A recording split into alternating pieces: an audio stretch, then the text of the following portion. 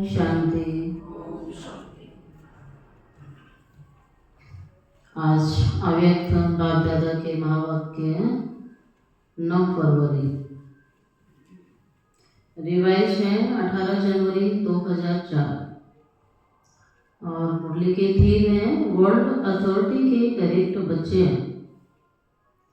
इस स्मृति को इमर्ज रख सर्व शक्तियों को ऑर्डर से चलाओ। बाबा ने बोला वर्ल्ड अथॉरिटी के डायरेक्ट बच्चे हैं। सारे विश्व की अथॉरिटी जिसके पास है, सर्वशक्तिवान, तो उसके हम डायरेक्ट बच्चे हैं। तो इस स्मृति को क्या करना है? इमर्ज रख सर्व शक्तियों को ऑर्डर से चलो। आज चारों स्नेह की लहरों में सभी सब बच्चे समाये हुए हैं। सभी के दिल में विशेष ब्रह्मा बाप की स्मृति इमर्ज है।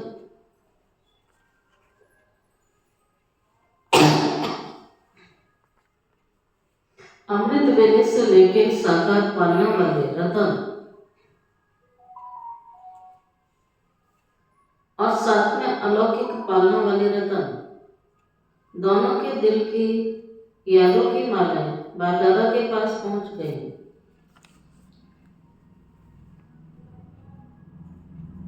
तो साकार पालना और अलौकिक पालना, बाप दादा ने कहा अमृत वेले से लेकर के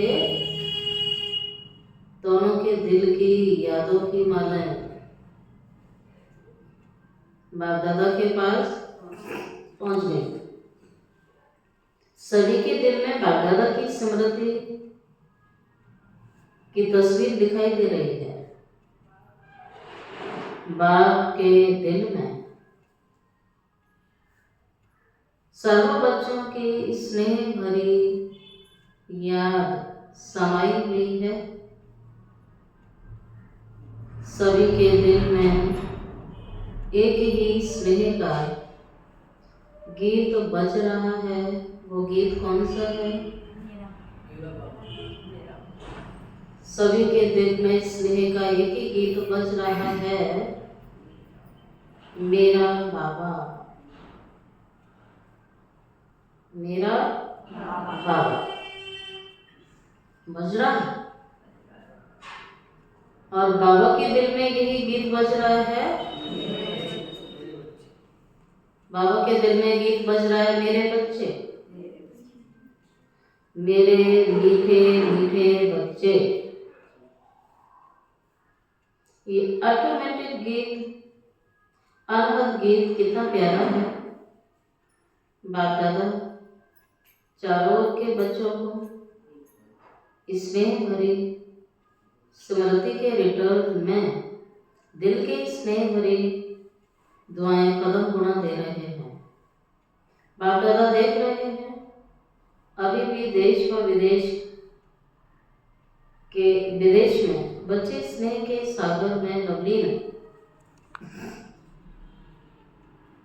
ये स्मृति दिवस विशेष सभी बच्चों के प्रति समर्थ बनाने का दिवस है। बाबा व्यक्त हुआ, बच्चे आगे आए, बच्चों के ऊपर जिम्मेवारी आई, तो ये समर्थ बनने का दिवस है, बाप दादा से शक्ति लेने का दिवस है। आज का दिन ब्रह्मा बाप के द्वारा बच्चों को ताजपोशी का दिन है। जिम्मेवारी का ताज बच्चों को दिया। बाबा कहता 18 जनवरी का दिन ताजपोशी का दिन है। ब्राह्मण जीवन में, लौकिक संसार में भी किसी का पिता जाता है तो बच्चे के सिर पे पगड़ी पहनाई जाती है। पगड़ी दसम चली आ रही है, संगम का यादगार है। तो बाबा भी कहता है बच्चों के ताजपोशी का दिन है, अर्थात जिम्मेवारी संभालने का दिवस है। ब्रह्मा बाबा ने निमित्त बच्चों को विश्व सेवा की जिम्मेवारी का ताज पहनाया है। स्वयं अनमोल बने और बच्चों को साकार स्वरूप में निमित्त बनाने का स्मृति का तिलक दिया। स्वयं समान अव्यक्त फरिश्ते स्वरूप का प्रकाश का ताज पहनाया। स्वयं करावन हार बन कर्णधार बच्चों को बनाया। इसीलिए इस दिवस को समर्थी दिवस कहा जाता है। सिर्फ स्मृति नहीं, स्मृति के साथ साथ सर्व समर्थियां बच्चों को वरदान में प्राप्त हैं। बाबा कहता सिर्फ स्मृति नहीं, लेकिन बाप दादा द्वारा सर्वशक्तिवान के द्वारा, तो बाबा कहता है समर्थियां बच्चों को वरदान के रूप में प्राप्त है। बाप दादा सभी बच्चों को सर्व समर्थियां स्वरूप देख रहे हैं। मास्टर सर्वशक्तिवान स्वरूप में देख रहे हैं। तो ये स्वरूप आपको सदैव स्मृति में रखना है। बाबा ने कहा आप मास्टर सर्वशक्तिवान हो, क्योंकि आप वर्ल्ड ऑलमाइटी अथॉरिटी के डायरेक्ट बच्चे, सर्वशक्तिवान बाप के डायरेक्ट बच्चे हो, तो आप मास्टर सर्वशक्तिवान हो। तो बाबा इस नजर से देख रहे हैं, तो इस स्मृति सदैव बच्चों को रहनी चाहिए। जब ये स्वमान याद रहेगा तो न स्वयं में कमजोरी की बात देखेंगे या कमजोरी का फील करेंगे, और अन्य आत्माओं को भी उसी स्वरूप से देखेंगे। इसलिए बाबा कहते हैं ये टाइटल बहुत पावरफुल है, जो शक्तिशाली बनाने के लिए बाबा ने दिया है, जो सदैव स्मृति में रखना है, वरदान मिला है। दिव्य जन्म लेते ही बाप दादा ने आपको ये वरदान दिया है।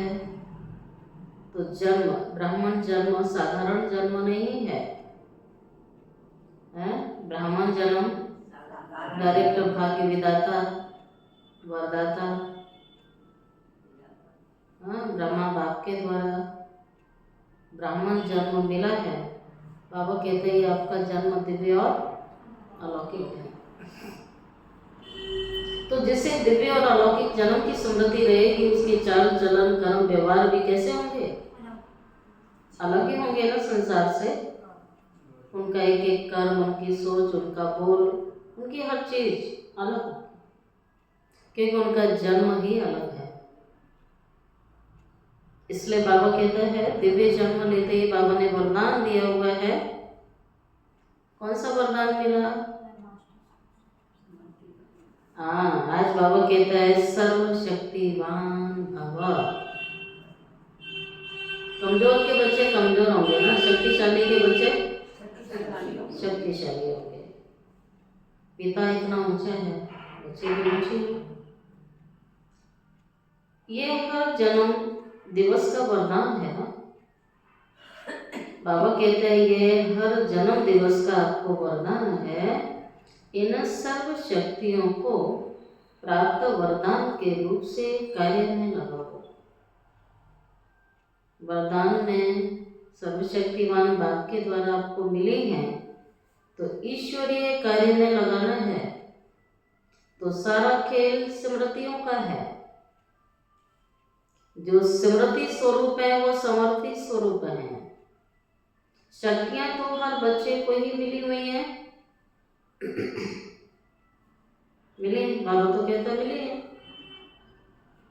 स्मृति और स्मृति की बात हुई ना, बाप दादा की तरफ से आपको मिली हुई है।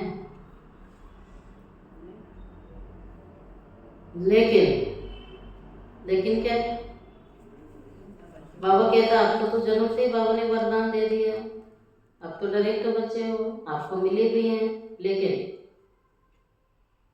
लेकिन गड़बड़ कहाँ है? नहीं, देने में तो नंबरवार है ही नहीं ना, बाबा ने सबको दी है।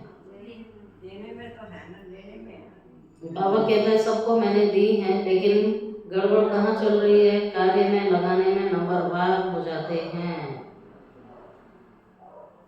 याद नहीं रहता है, स्मृति नहीं रहती है, या उसको कार्य में नहीं लगाते हैं। कोई चीज यूज नहीं करेंगे तो यूजलेस होनी है ना। तो बाबा ने हमें वरदान दिया, वो वरदान की स्मृति के आधार से कार्य करना है। हर शक्ति के कोई वरदान को समय प्रमाण ऑर्डर कर सकते। सर्व शक्तियां दी है ना, सर्वशक्तिमान माना सर्व शक्तियां मिली हैं। सहनशीलता की शक्ति मिली है, धैर्यता की शक्ति मिली है, सरलता की शक्ति मिली है, सामना करने की शक्ति मिली है, और निर्णय करने की शक्ति मिली हुई है, पवित्रता की शक्ति मिली है, शांति की शक्ति मिली है, और बताइए समेटने की भी शक्ति मिली है। सारी शक्तियां गिनते जाओ। परखने की शक्ति मिली है, हाँ, विस्तार को संकीर्ण करने की शक्ति मिली है। ये सारी शक्तियां बाबा ने आपको दी हैं। लेकिन जब जो परिस्थिति उस समय आह्वान करना है। जैसे आपके पास कोई वस्तु है, अब हर वस्तु हर समय तो काम नहीं आती है, आती है। आप क्या करते हैं? हर चीज को संभाल कर रख देते हैं, लेकिन बुद्धि में तो रखते हैं ना चीज कहाँ रखी है। और जैसे ही समय पड़ता है तो आप स्मृतियों में रखते हो कि ये वस्तु मैंने यहाँ रखी है, और आप जैसे ही समय आता है तो उसको आप यूज कर लेते। ठीक उसी प्रकार से बाबा ने कहा मैंने आपको सारी शक्तियाँ दी हैं, तो परिस्थिति कैसी है उस आधार से आप उस शक्ति को यूज करो। सहनशीलता की जरूरत है तो सामना करने शक्ति की आप आह्वान करेंगे तो फायदा नहीं होगा ना। जब सामना करने की शक्ति की आवश्यकता है तो शक्ति का आह्वान करना है कि शक्ति आओ और कार्य करो, सेवा करो, सहयोगी बनो। बाबा कहता मालिक बन के ऑर्डर करो। सारी शक्तियां मैंने दी हैं, आपके पास हैं, आपको स्मृति भी रहनी चाहिए और समय पर उसको कार्य में लगाना आना चाहिए। अब सहनशीलता का पेपर और हम कहें हमसे तो सहन होता नहीं है, तो शक्ति तो है लेकिन स्मृति नहीं है। और जब पहले ही सोच लिया कि हमसे तो होता नहीं है तो नहीं होगा ना, कमजोरी की बात आ गई ना। तो शक्ति हाजिर होनी है।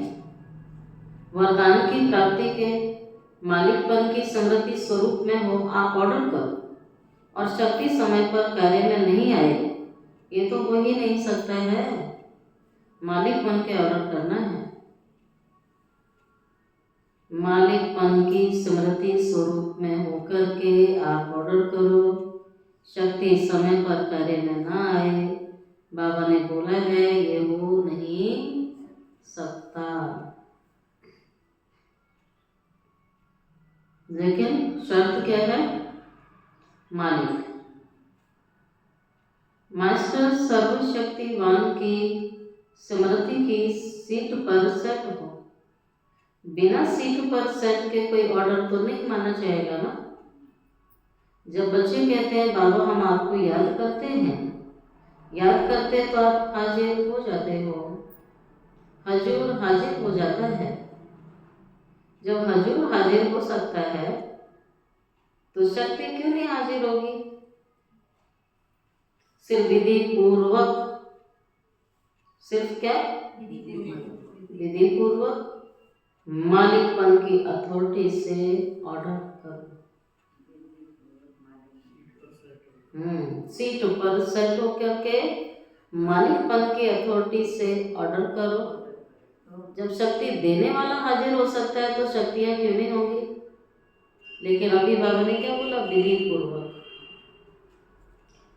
मालिकपन की अथॉरिटी से ऑर्डर करो। ये सर्व शक्तियां संगम युग की विशेष परमात्मा प्रॉपर्टी है। परमात्मा के द्वारा प्राप्त ये संपत्ति है, ये खजाना है, अमूल्य धन है, अनमोल खजाना है।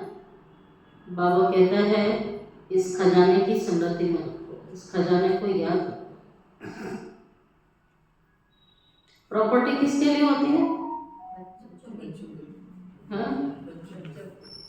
बच्चों के लिए प्रॉपर्टी होती है। हम क्या है, तो फिर किसके काम आएगी? तो प्रॉपर्टी हमारे लिए है ना, हमें याद तो रहना चाहिए ना। जिसकी प्रॉपर्टी है उसे याद ही नहीं हो तो प्रॉपर्टी पड़ी रहेगी, किसी को पता ही नहीं ना किसकी है। तो प्रॉपर्टी का जो मालिक है उसे तो याद रहना चाहिए। तो अधिकार से, समृद्धि स्वरूप की सीट से बाबा कहता है ऑर्डर करो। मेहनत क्यों करो? ऑर्डर करो। वर्ल्ड ऑलमाइटी अथॉरिटी के आप बच्चे हो, तो पहला संकल्प ये समृद्धि स्वरूप रहो कि हम वर्ल्ड अथॉरिटी के जो मालिक है और उसके हम बच्चे हैं। डायरेक्ट बच्चे हैं। ये समृद्धि का नशा इमर्ज रूप में रहना चाहिए। ठीक है, कितनी अच्छी युक्ति बाबा ने समझा दी है। ये बाबा हमें क्या देता है? टेक्निक बताता है, फॉर्मूले देता है, सिद्धांत बताता है। करेंगे तो प्राप्ति होगी।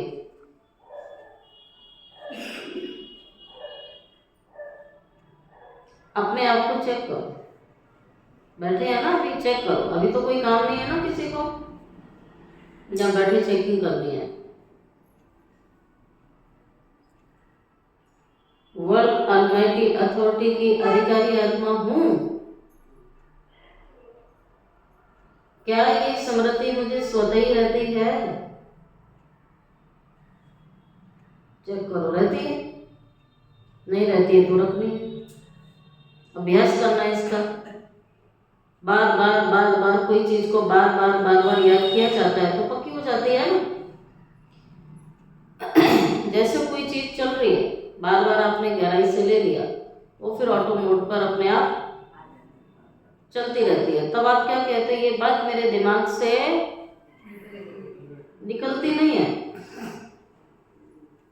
जब किसी चीज को हम गहराई से दिल में ले लेते हैं और इसको बार बार संकल्प कर लेते हैं, उसके बाद आपको उस संकल्प को दोहराने की मेहनत नहीं करनी पड़ती है, लेकिन वो संकल्प ऑटो मोड पर चला जाता है, अर्थात अपने आप स्वतः नेचुरल तरीके से वो रिपीटेशन चलती ही रहती है, नॉन स्टॉप। तो बाबा ने जो हमें बताई है युक्तियां, एक एक एक एक करके पक्की करें डेली।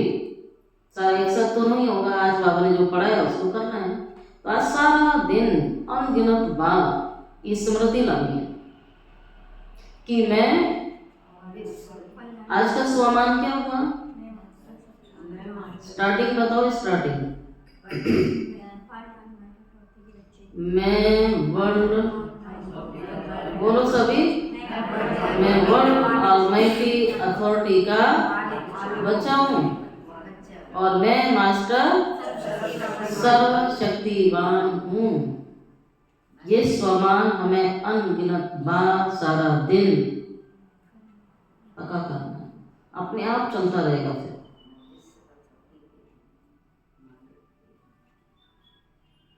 ठीक है, तो कल अनुभव सुनाना। फिर जब आपको अपना टाइटल याद रहेगा तो शक्तियां भी याद रहेंगी। तब बाबा कहते हैं मालिक बन के ऑर्डर करोगे, शक्तियां हाजिर ना हो ये हो ही नहीं सकता। जब वर्ल्ड ऑलमाइटी अथॉरिटी बाबा हाजिरा हजूर हो सकता है आपकी याद से, तो शक्तियां क्यों नहीं होंगी?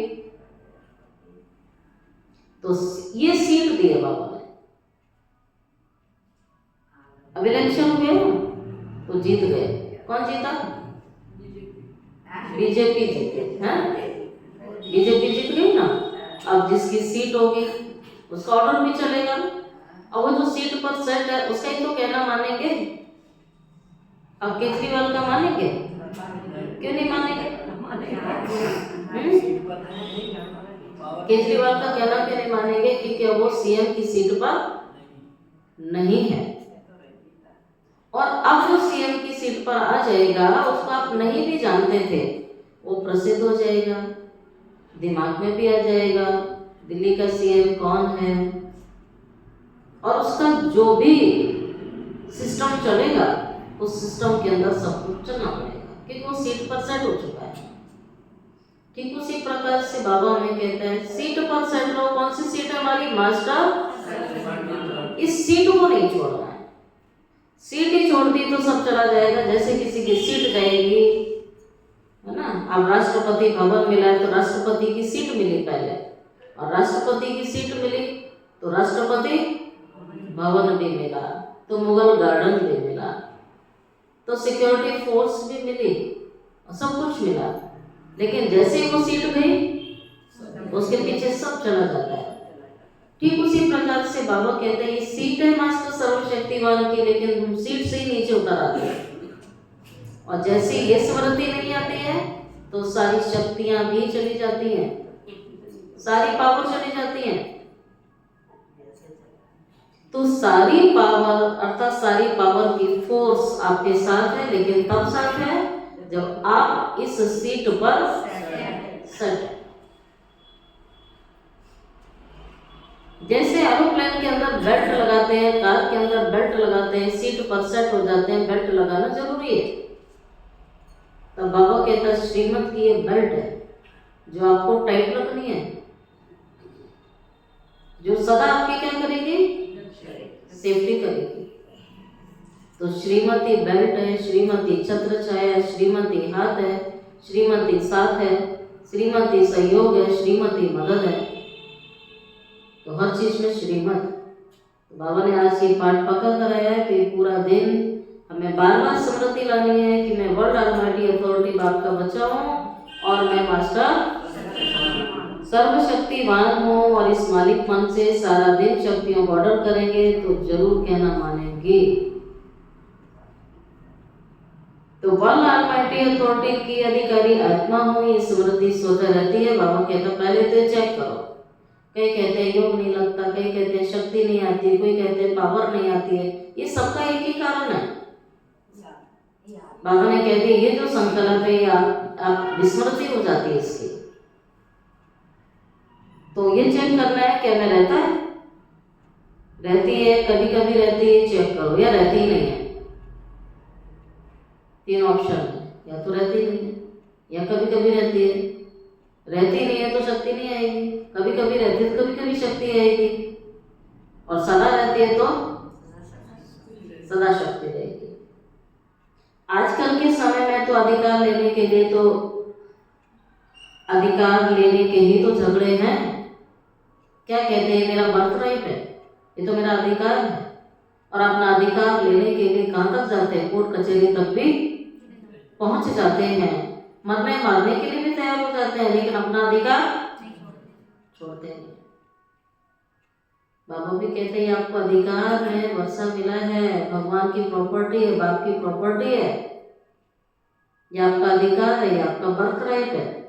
सबको परमात्म अधिकार, परमात्म अथॉरिटी ये ब्राह्मण जन्म लेते ही आपको मिला है। तो अपने अधिकार की बाबा कहता अपने अधिकार की क्या करनी है? अधिकार की समर्थी में रहो। ये किसी मनुष्य आत्मा के द्वारा थोड़ी मिला आपको। जो मुझे आत्मा का पिता है, जो है वर्ल्ड ऑलमाइटी अथॉरिटी, और मैं आत्मा भी सर्वशक्तिवान हूँ, और मुझे अधिकार के रूप में मिला है, मेरे बाप के द्वारा मिला है।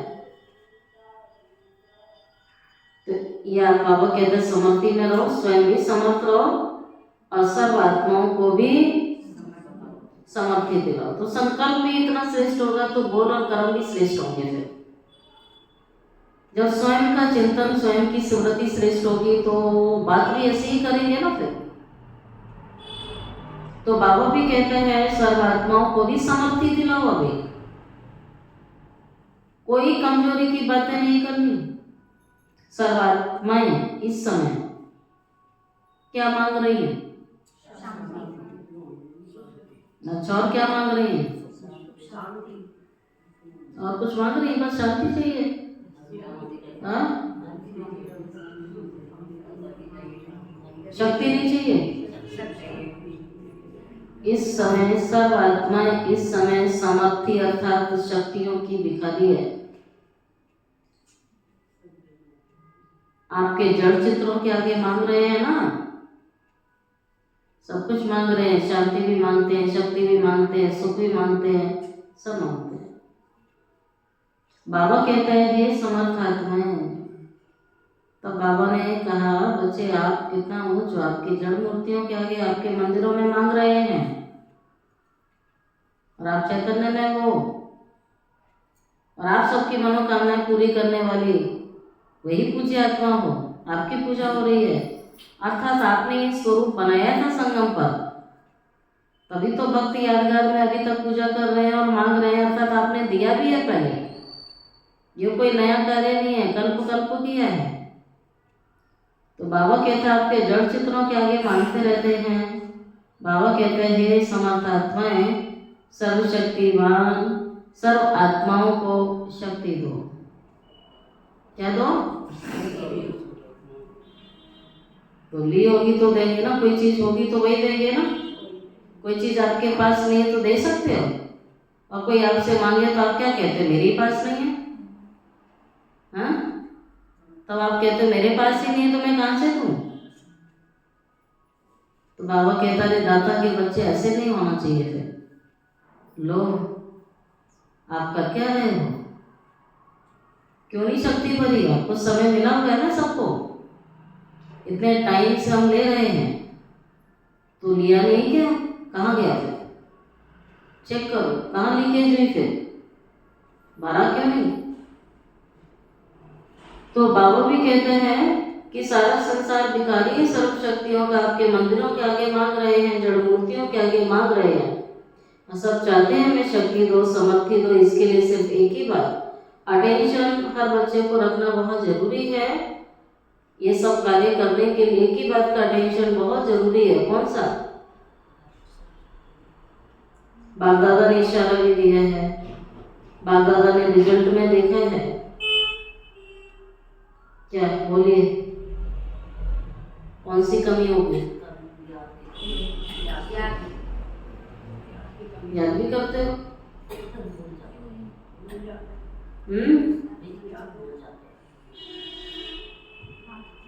किसी के शरीर का पाचन तंत्र ठीक नहीं है और खाना खूब खा रहा है, तो एनर्जी आई इसमें, हजम नहीं हो रहा है, खा खूब रहा है, तो हजम ही नहीं हो रहा है तो खा रहा है, तो उसकी तो शक्ति बनेगी नहीं बन सकती ना। ठीक उसी प्रकार से चलो, बाबा कहता कहीं तो गड़बड़ है ना। बाप दादा ने रिजल्ट में देखा है और वो सुनेंगे अटेंशन से, और अपनी कमी को महसूस करो ताकि चेंज हो जाए। मेजॉरिटी बच्चों का संकल्प और समय व्यर्थ जाता है, कोई लक्ष्य नहीं होता है।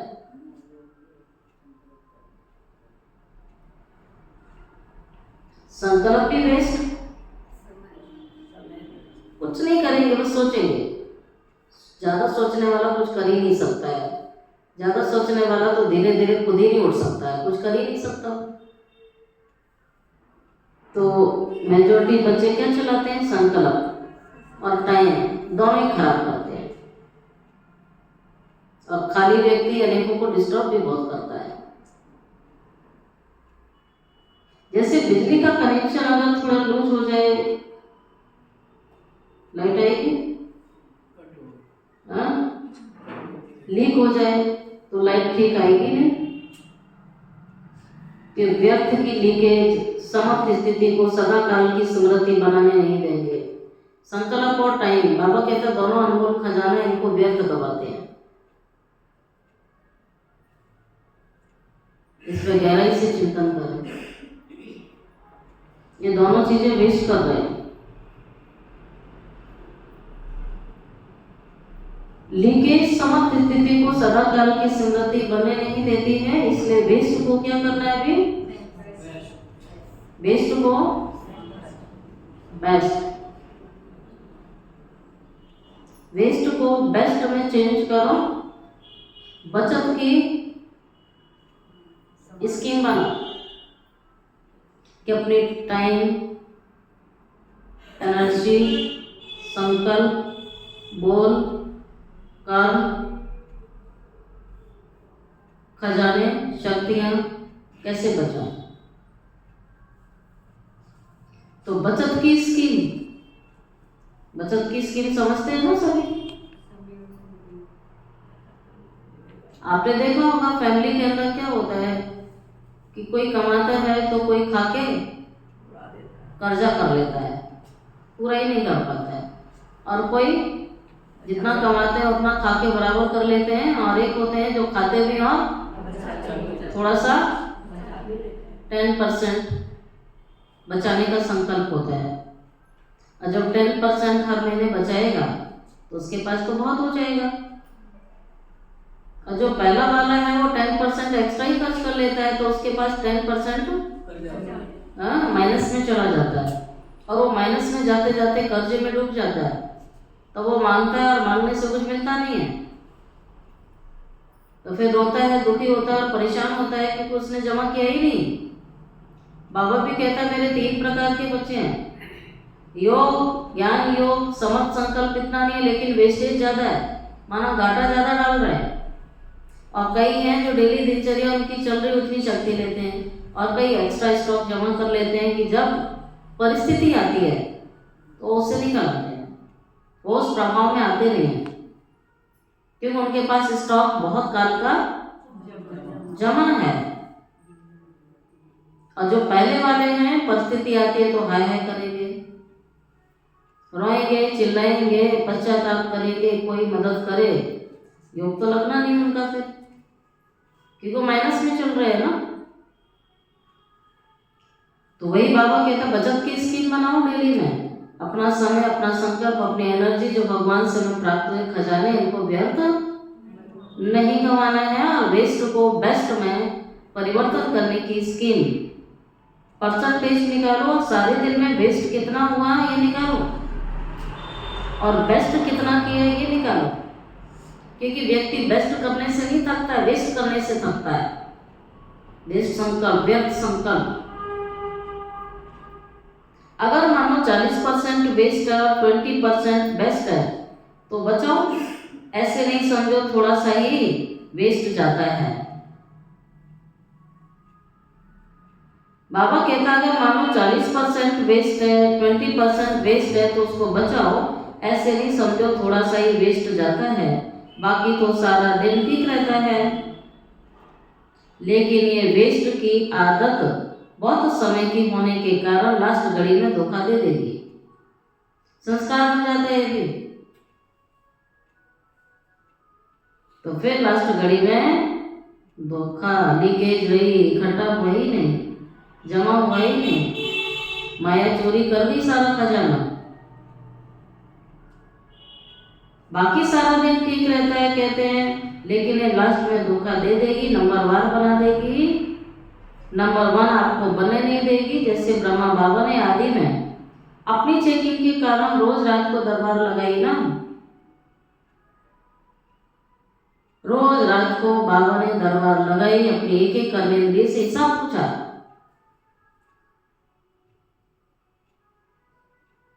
कर्मेंद्रियों की चंचलता तो नहीं रही, सतो प्रधान रही, श्रीमत पर चली, आज्ञाकारी रही, श्रीमत के अंदर रही, मनमत तो नहीं चलाई। ये बाबा ने रोज दरबार अपनी कर्मेंद्रियों की लगाई। तो बाबा इसलिए एग्जाम्पल देते हैं कि हम ब्राह्मणों को भी रोज अपनी दरबार लगानी है। आत्मा राजा है, कर्मेंद्रियां प्रजा है, अपनी प्रजा से अपना हालचाल राजा को रोज लेना चाहिए। कहीं प्रजा मनमत तो नहीं चला रही है। तो बाबा भी वही याद दिलाते हैं कि ब्रह्मा बाप ने भी लगाई, चेकिंग के लिए रोज दरबार लगाई। किसकी दरबार? बच्चों की नहीं, अपनी ही कर्मेंद्रियों की दरबार लगाई। ऑर्डर चलाया है मन, तो मन क्या है? मन क्या है आत्मा का? बताइए। मन है मुख्यमंत्री।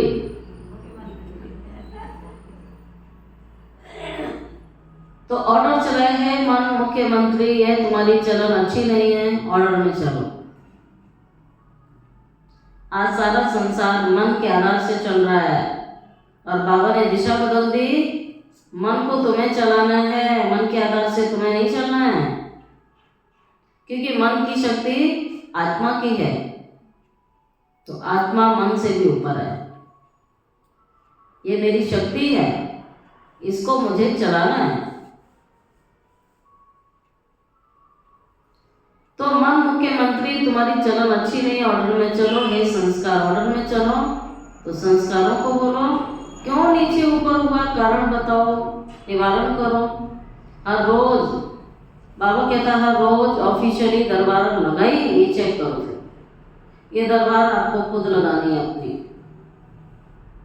इंसान ये तो सोचता है कोई तो नहीं देख रहा, हम ज्यादातर लोगों को देख रहे हैं, दूसरों को देखते हैं। स्कूल में व्यक्ति को देखते हैं कि कोई नहीं देख रहा है, छुट्टी है तो फिर कुछ भी करो।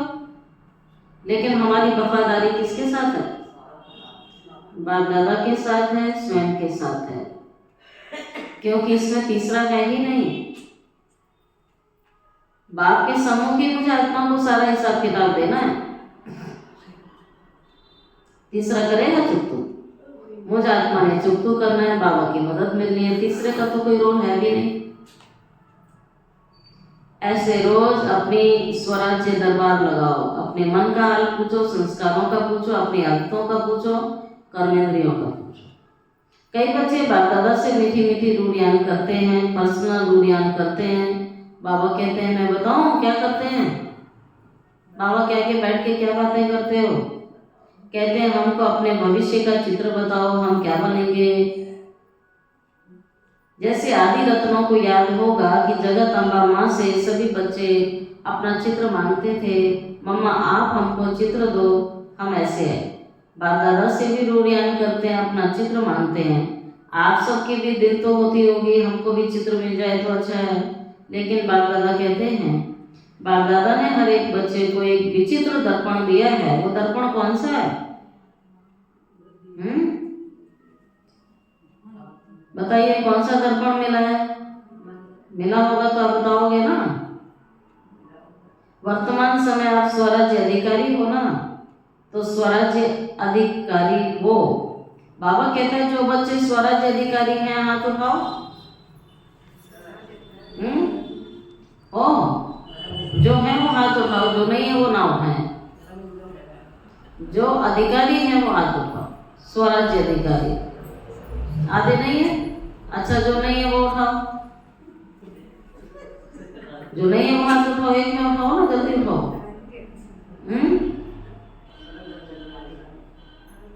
स्वराज्य अधिकारी हो? कौन पूछ रहा है? हम देहाभिमान में बैठे हैं क्या, जो जवाब नहीं देते, आंसर नहीं करते हैं बाबा को? ना हाथ उठाया, किसने बोला था हाथ उठाने के लिए? तो हमें बाबा के आज्ञा का पालन करना चाहिए कि नहीं करना चाहिए? तुरंत ये देहाभिमान आ जाता है। हाथ उठाने में भी देहाभिमान आता है। बाबा कहता है, बाबा बहुत जरूरी बात समझा रहा है। अगर समझ में आ गई आज की मुरली से तो सारी समस्याओं का अंत एक ही मुरली से हो जाएगा। बाबा कहता, मैंने तुम्हें दर्पण दिए हैं, वर्तमान समय स्वराज्य अधिकारी। बाबा कहता हो तो हाथ उठाओ, स्वराज्य अधिकारी हो। अच्छा, कोई कोई नहीं उठा रहे हैं, थोड़ा थोड़ा है क्या? अच्छा, सभी स्वराज्य अधिकारी हो, मुबारक हो। तो स्वराज्य अधिकार का चार्ट आपके लिए भविष्य पद की शक्ल दिखाने का दर्पण है। ये दर्पण है, ये दर्पण सबको मिला हुआ है। दर्पण मिला, क्लियर है? दर्पण क्लियर नहीं तो भी नहीं दिखेगा ना। कोई ऐसे काले दाग तो नहीं लगे हुए हैं? बाबा कहता कोई काले दाग तो नहीं लगे हुए हैं, अच्छे काले। अच्छा, काले दाग तो नहीं होंगे, लेकिन कभी कभी जैसे गर्म पानी होता है ना, तो कोहरे के माफिक आईने पर आ जाता है ना। अनुभवी है ना बाथरूम में सब। गर्म पानी से नहाओ तो शीशा अगर लगा होगा तो उस पर कुछ भी दिखता ही नहीं है, भाप बन जाती है।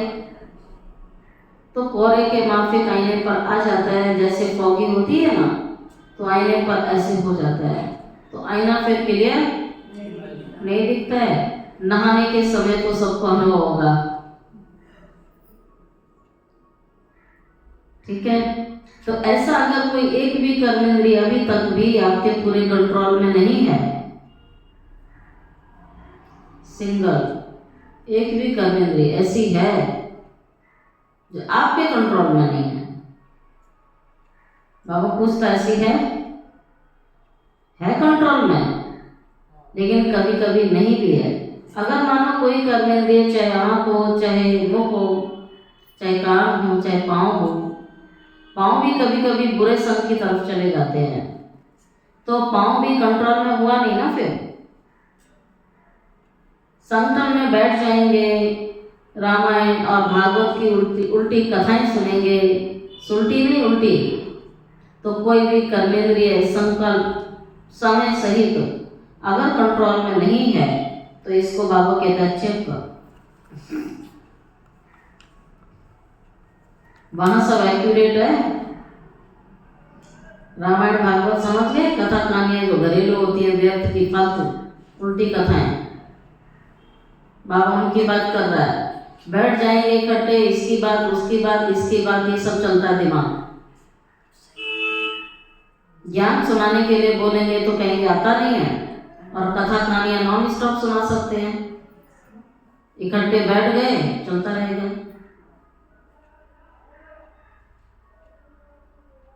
एक ही चीज है, जिसको कथा कहानियों में रुचि हो, ज्ञान कहाँ से सुनेगा।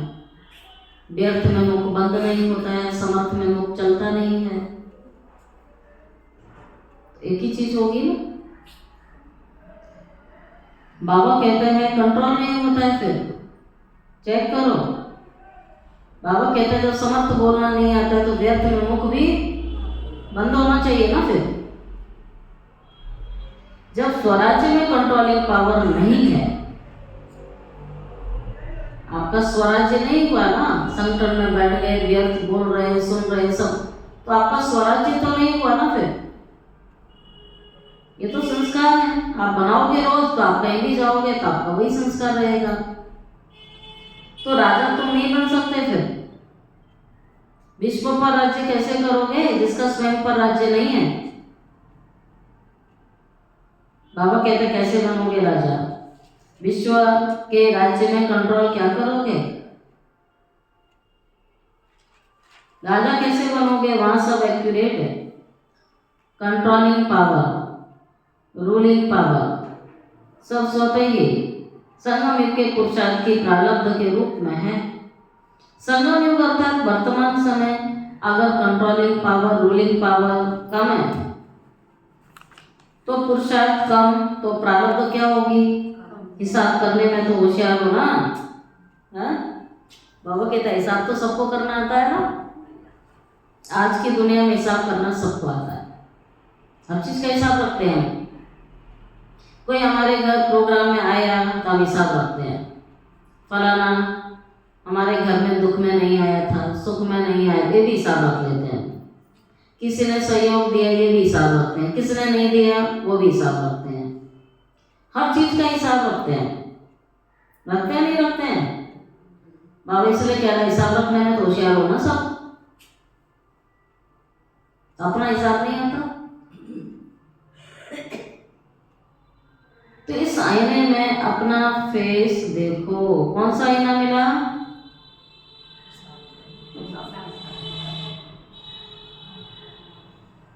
कौन सा आईना मिला,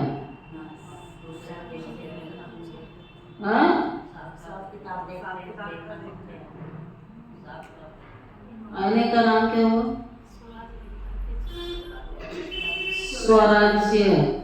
बाबा कहता है चेक करो अपना, कर्मेंद्रियों पर कंट्रोल है, स्वयं की चेकिंग करो, अपना राज्य देखो, ये आईने में देखो। बाबा कहता अपना फेस देखो, अपनी शक्ल देखो, राजा की आती है, रॉयल फैमिली की आती है, रॉयल प्रजा की आती है, खुद ही शक्ल देखो। अभी साधारण प्रजा की आती है, आपको दिख जाएगा। आपकी रूलिंग और कंट्रोलिंग पावर स्वयं के प्रति कितना है, स्वराज्य कितना है, कर्मेंद्रियां कितना ऑर्डर में है, ये सारी चीजें चेक करो, आप स्वयं ही जान जाएंगे। व्यर्थ कितना, समर्थ कितना, इन सब से आप खुद अपनी शक्ल देखो। क्या क्या बनोगे, राजा बनोगे, प्रजा बनोगे, रॉयल फैमिली में आओगे, प्रजा क्वालिटी में साधारण प्रजा, कौन सी शक्ल मिला चित्र, इस चित्र से चेक करना। अगर आप सोचो कि अंत के समय, कई सोचते हैं ना अरे कर लेंगे जब समय आएगा, अंत के समय बेहद का वैराग तो आ ही जाएगा, लेकिन अंत समय आएगा तो बहुत काल हुआ या थोड़ा काल हुआ। जब अंत में करोगे तो फिर तो थोड़ा टाइम होगा, बहुत काल वाला तो बात नहीं हुई ना, बहुत काल तो नहीं कहेंगे ना।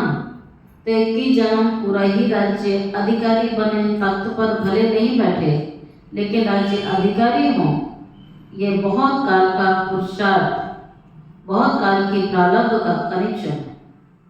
जितना बहुत काल का आपका पुरुषार्थ होगा, बहुत काल का आपको राज्य भाग्य मिलेगा। थोड़े टाइम का होगा तो थोड़े टाइम का राज्य भाग्य मिलेगा। तो बाबा कहता है बहुत काल की प्रारब्ध का कनेक्शन, इसलिए अलगेरे नहीं बनना। अभी तो विनाश की डेट भी फिक्स नहीं है, पता नहीं, ऐसे संकल्प करते हैं भाई कि अभी तो विनाश की डेट भी फिक्स नहीं है, पता ही नहीं 8 वर्ष होगा, 10 वर्ष होगा, पता तो है ही नहीं, तो आने वाले समय में हो जाएंगे। बाबा कहते हैं नहीं, विश्व के अंतकाल के सोचने के पहले अपने जन्म का अंतकाल सोचो। सुना? अच्छा, ये बाबा कहते हैं इस टाइप के संकल्प करते हैं, अभी तो डेट फिक्स नहीं हुई, 10 साल लगेंगे, 8 साल लगेंगे, कितने लगेंगे पता ही नहीं, तो जब समय आएगा तब कर लेंगे। बाबा कहता है विश्व के अंतकाल की मत सोचो, तुम अपने शरीर के अंत की सोचो। तुम्हारा अंत कब हो सकता है, कब हो सकता है? उसकी डेट फिक्स है? किसी को दी है बाबा ने फिक्स? बाबा कहते हैं 1 सेकंड भी हो सकता है, मिनट भी हो सकता है, घंटे हो सकते हैं, वर्ष भी हो सकते हैं, हाँ कुछ भी हो सकता है ना। तो फिर जब हमें निश्चित मिला ही नहीं है, समय ही निश्चित नहीं मिला है, तो बाबा कहता है आप दूसरा क्यों सोचते हो? शरीर के विनाश की बात सोचो ना, शरीर का विनाश कभी भी हो सकता है, तो बाबा ने बताया हुआ है। तो इसलिए बाबा कहते हैं अपने जन्म का अंतकाल सोचो, सृष्टि का अंतकाल मत सोचो। आपके पास डेट फिक्स है? आपके शरीर के अंत की डेट फिक्स है? कहीं को फिक्स तभी तो नहीं करते हैं पुरुषार्थ सही से, बड़ी लंबी प्लानिंग है उनकी, अभी ये कर रहे हैं, ऐसे बोलते भी हैं, ये हो जाए ना फिर हम फ्री हो जाएंगे। और भगवान ने टिकट काट दी उसकी, वो कहेगा तो बिल्कुल ही फ्री हो जाएगा थोड़ी देर बाद, ज्यादा चिंता मत कर, बिल्कुल फ्री होने वाला है। अरे जब 1 सेकंड का पता ही नहीं तब ये भाषा ही क्यों बोलते हैं, लेकिन फिर भी आदत से मजबूर हैं और वही भाषा बोलते हैं। अब ये काम, जबकि इतना ज्ञान सुन लिया उसके बाद भी ब्राह्मणों की भाषा ये रहती है, दीदी ये सब हो जाए तो फिर मैं रोज मुरली में आऊंगी, तब तक वो चलने के लायक ही नहीं बचता है। फिर कहेगा हमें क्या पता था, मेरा शरीर साथ नहीं देगा, मुझे क्या पता था ये मेरा हिसाब किताब आ जाएगा। तभी बाबा कहता आपको जो समय मिला है, समय का खजाना बहुत अमूल्य है, इसको साधारण नहीं समझो, ऐसे व्यर्थ नहीं करो। कोई भी हिसाब किताब खड़ा हो जाएगा, कहां से कहां पहुंच जाते हैं। आ रही है बाबा की बात, समझ में आ रही होगी है? तो ये मत कहो ये हो जाए वो हो जाए, जब जो होना होगा उस समय अनुसार निश्चित होगा, तुम करो या ना करो। लेकिन हम सोचते हैं मैं करूंगी, मैं क्लास छोड़ के बैठ जाऊंगी, पहले इस काम को कर लूं। अरे वो काम तो तब भी होगा, आप दुनिया में नहीं होंगे तब भी होगा। तो हमारे 1 घंटा क्लास में आने से कुछ रुकने वाला है क्या? फिर हम पकड़ के बैठ जाते हैं। बाबा कहता अपने अंत की सोचो, आपके पास डेट फिक्स है? किसके पास पता है कि इस डेट पर मेरा मृत्यु होना है?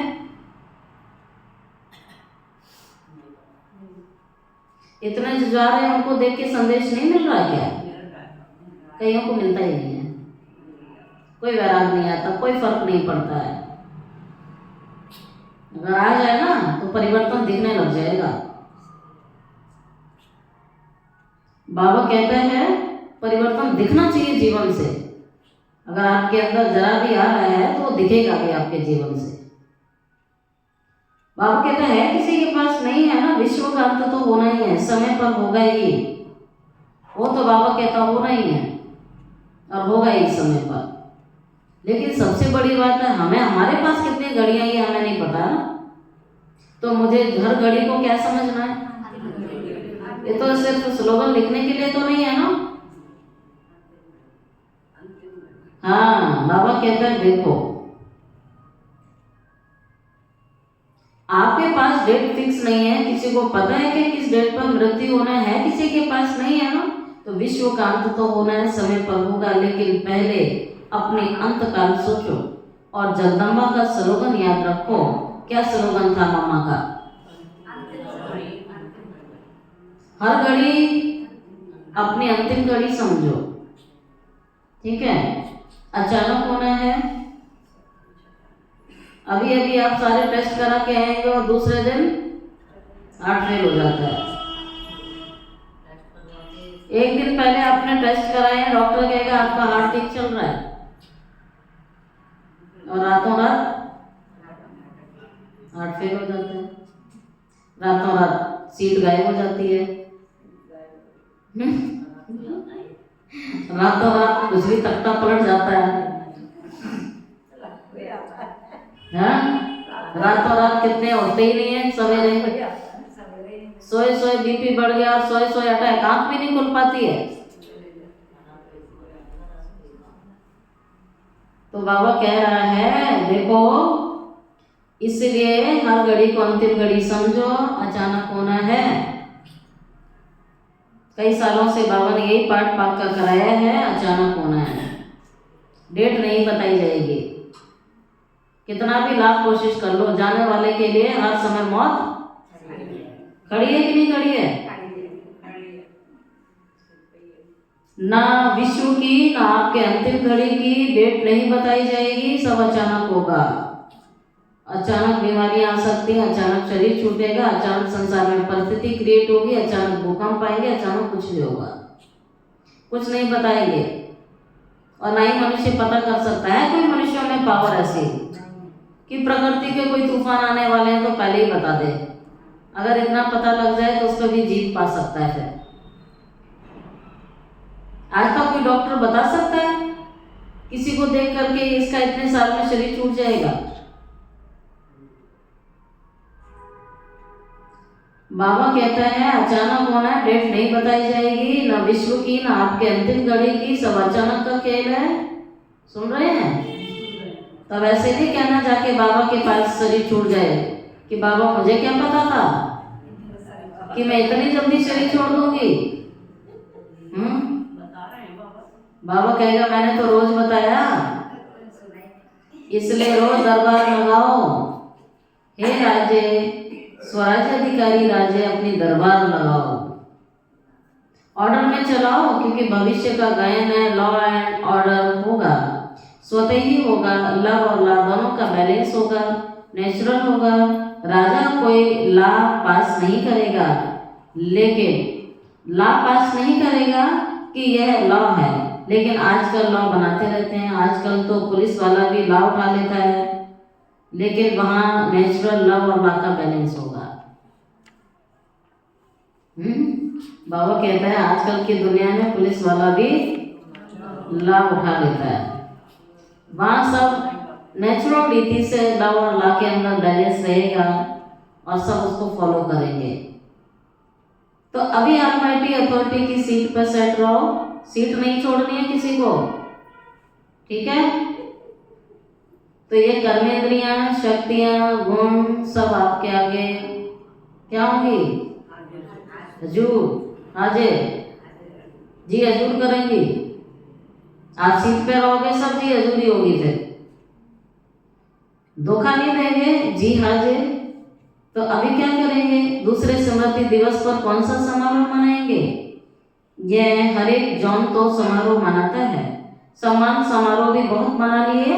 आप सदा हर संकल्प और समय के सफलता की सेरेमनी मनाओ, ये समारोह मनाओ। वेस्ट खत्म, वेस्ट खत्म करो, वेस्ट। समय और संकल्प दो चीजों पर अंडरलाइन कराया। आपके सफलता मूर्त बनने से आत्माओं को तृप्ति की सफलता प्राप्त होगी। आप सफलता मूर्त बनेंगे तो आत्माओं को तृप्ति की सफलता प्राप्त होगी। निराशा से चारों ओर शुभ आशाओं के दीप जगेंगे। कोई भी सफलता होती है तो दीपक जलाए जाते हैं ना, खुशी में दीप जलाए जाते हैं। अब विश्व में आशाओं के दीप जगाओ। हर आत्मा के अंदर कोई ना कोई निराशा है, सारे विश्व के अंदर कोई ना कोई निराशा है ना, एक तो वो है ना ऐसी। तो निराशाओं के कारण दुनिया परेशान है, लोग परेशान है, टेंशन में है। तो हे अविनाशी दीपको, अब आशाओं के दीपकों की दिवाली मनाओ। ठीक है, निराशा वाली बात न स्वयं में हो ना दूसरों को सुनाओ। बाबा कहता है आशाओं के दीपकों की दिवाली मनाओ, पहले स्वयं फिर सब, पहले स्वयं फिर सब। अब बाबा पूछते हैं सुना, सबने सुन लिया तो करेंगे ना, सुन लिया तो ऐसे ही करेंगे फिर। बाकी बाप दादा बच्चों के स्नेह को देख करके खुश हैं। स्नेह की सब्जेक्ट में परसेंटेज बच्चों की अच्छी है। आप इतनी मेहनत करके यहाँ क्यों पहुंचे हो? आपको कौन लाया है? ट्रेन लाई, प्लेन लाया है, स्नेह लाया है। तो स्नेह के प्लेन से पहुंच गए ना सभी, स्नेह में पास हो। अब ऑलमाइटी अथॉरिटी में मास्टर हैं, इसमें पास होना है। तो ये प्रकृति, माया और संस्कार ये सब आपके दासी बन जाएंगे। मास्टर सर्वशक्तिवान की सीट पे सेट रहोगे तो सब आपके ऑर्डर में चलेंगे, सब आपके दासी बन जाएंगे। कौन? प्रकृति, माया और संस्कार। हर घड़ी इंतजार करेंगे कि मालिक क्या ऑर्डर है। ब्रह्मा बाप ने भी मालिक वन अंदर ही अंदर ऐसा सूक्ष्म पुरुषार्थ किया है, जो आपको पता पड़ा संपन्न कैसे बन गया। पंछी उड़ गया, पिंजरा खुल गया, साकार दुनिया के हिसाब किताब का, साकार के तन का पिंजरा खुल गया और पंछी उड़ गया। अभी ब्रह्मा बाप भी बहुत शिक व प्रेम से बच्चों को जल्दी आओ, जल्दी आओ, आओ आओ बुला रहे हैं ना बाबा, सबको बुला रहे हैं। लेकिन फिर भी ब्राह्मण बच्चे कोई जाता है तो अभी भी दुखी हो जाते हैं, और बाबा तो सबको बुला रहा है, हम देरी क्यों कर रहे हैं? क्यों नहीं चलने को तैयार है? क्यों नहीं तैयारी कर रहे हैं अंतिम? तो बाबा कहता है आओ, जल्दी आओ, ये आह्वान कर रहे हैं। पंख तो मिले हुए हैं ना, बस सभी एक सेकंड में अपने दिल में ये ड्रिल करो। फिर अभी अभी करो, ये संकल्प समाप्त, सब संकल्पों को समाप्त करो और ड्रिल करो। और ड्रिल में क्या संकल्प करो? ओ बाबा, मीठे बाबा, प्यारे बाबा, हम आपके समान अव्यक्त रूपधारी बने कि बने।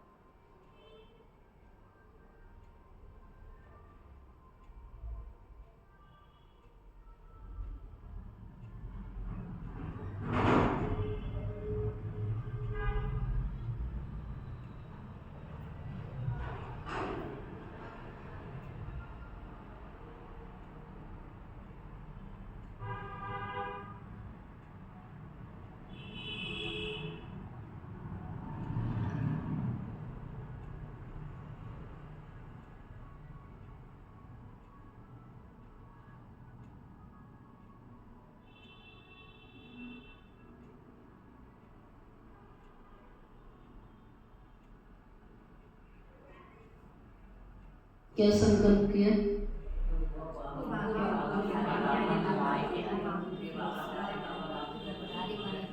ये भी प्रैक्टिस करनी है, घड़ी घड़ी ड्रिल करनी है।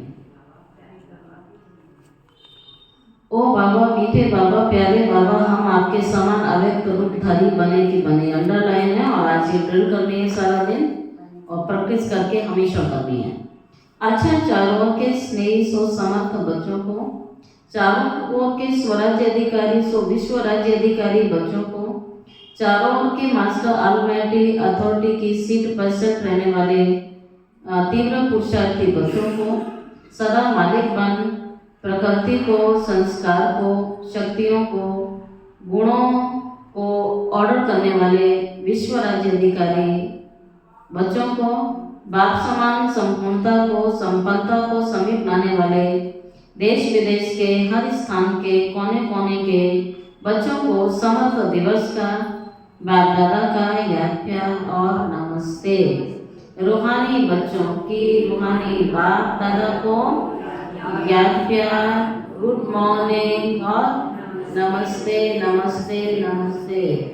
शुक्रिया बाबा, शुक्रिया बाबा, शुक्रिया बाबा। अभी अभी बाप दादा को विशेष कौन याद आ रहा है? जनक बच्ची खास संदेश भेजा था कि मैं सभा में हाजिर अवश्य होंगी, चाहे लंदन, चाहे अमेरिका, चाहे ऑस्ट्रेलिया, चाहे अफ्रीका, चाहे एशिया और भारत के हर देश के बच्चों को एक एक को नाम और विशेषता सहित याद प्यार। आपको तो समूह याद प्यार मिल रहा है ना? अच्छा, आज मधुबन वालों को भी याद किया। ये आगे आगे बैठते हैं, हाथ उठाओ मधुबन वाले। मधुबन की सभी पूजाएं मधुबन वालों को विशेष त्याग का भाग्य सूक्ष्म में भी प्राप्त होता है, क्योंकि रहते पांडव भवन में है, मधुबन में शांतिवन। लेकिन मिलने वालों को चांस मिलता है और मधुबन साक्षी होके देखता रहता है, लेकिन दिल पर सदा मधुबन वाले याद हैं। अब मधुबन से वेस्ट का नाम निशान समाप्त हो, व्यर्थ सेवा में, स्थिति में, सब में महान, ठीक है ना? मधुबन वालों को भूलते नहीं हैं, लेकिन मधुबन को त्याग का चांस देते हैं। अच्छा, अब लेते हैं आज की मुरली का वरदान। मस्तक द्वारा संतुष्टता के चमक की झलक दिखाने वाले साक्षात्कार मूर्त भव। मस्तक द्वारा संतुष्टता के चमक की झलक दिखाने वाले साक्षात्कार मूर्त भव। बाबा कहता है जो सदा संतुष्ट रहते हैं उनके मस्तक से संतुष्टता की झलक सदा चमकती रहती है।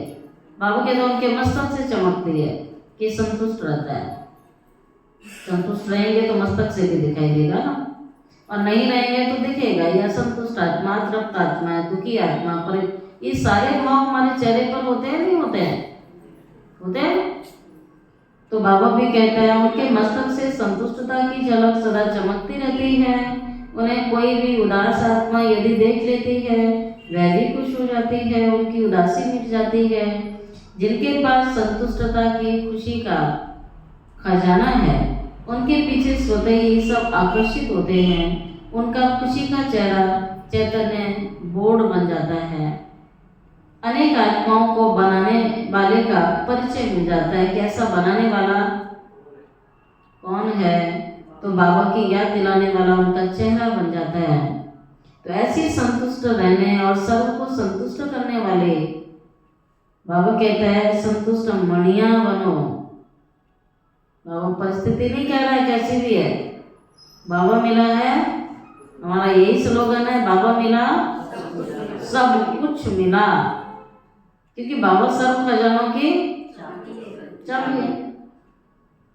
तो सर्व को संतुष्ट करने वाली संतुष्ट मणिया बनो, जिससे अनेकों को साक्षात्कार हो। स्लोगन, चोट लगाने वाले का काम है चोट लगाना। अच्छा, आपका काम है जरूरी है, मतलब वो चोट लगा रहा है बचोगे नहीं। आप रोड पे जा रहे हैं, कोई इधर से बाइक ला रहा है, कोई इधर से गाड़ी ला रहा है, कोई कुछ ला रहा है, पुलिस वाले भी खड़े हैं, कहना नहीं मान रहे, तो आप क्या करोगे? अपनी गाड़ी बचाओगे ना, और तो कुछ नहीं कर सकते। क्योंकि जब पुलिस वाले ही नहीं कुछ बोल रहे हैं तो आप क्या करोगे? तो आप तो अपने को बचाओगे ना। कोई नियम को फॉलो नहीं कर रहा है तो अब कोई पी के चला रहा है, कोई पीछे से ओवरटेक कर रहा है तो आपको तो अपनी गाड़ी बचानी होती है, क्योंकि चोट आपको आएगी। इसलिए बाबा भी कहता है ठीक उसी प्रकार से ये जीवन के अंदर है। चोट लगाने वाले का काम है चोट लगाना, आपका काम है अपने को बचा लेना है। लगाने वाला लगाएगा। गाय वाय आप देखते हैं, हमारा जानवर पशु आ रहा है भागता हुआ, आप हटते नहीं हो? हाँ नहीं, आप तो कहोगे मैं तो अपनी जगह ठीक चल रही हूँ। आपका ये ज्ञान सही है? फिर वहाँ यही भागता हुआ आ रहा उल्टी दिशा से, मैं तो सही चल रही, मैं तो नहीं हटूंगी। और नहीं हटेंगे तो क्या करेगा वो? अपने सींग से आते ही बाहर कर देता है। कितनों को चोट लगती है ऐसी, सुनते हैं ना। तो बाबा भी कहता है संसार में बहुत है चोट लगाने वाले, लेकिन आपका काम है बचाना, अपने को ही बचाना है हर बात में। अच्छा, आज का होमवर्क है अव्यक्त इशारा है। एकांत प्रिय बनो, एकता और एकाग्रता को अपनाओ। ठीक है, तो आज बाबा ने उदाहरण दिया, नारियल तोड़ करके उद्घाटन करते हो ना, हर कार्य में नारियल तोड़ा जाता है, रिबन काटा जाता है, तो नारियल तोड़ कर रिबन काट कर उद्घाटन करते हो। ऐसी एक मत एक बल और एक भरोसा रोज बाबा याद दिलाते हैं। एक मत एक बल एक भरोसा, एकता की रिबन काटो, ये रिबन काटो, और सर्व की संतुष्टता प्रसन्नता का नारियल तोड़ो।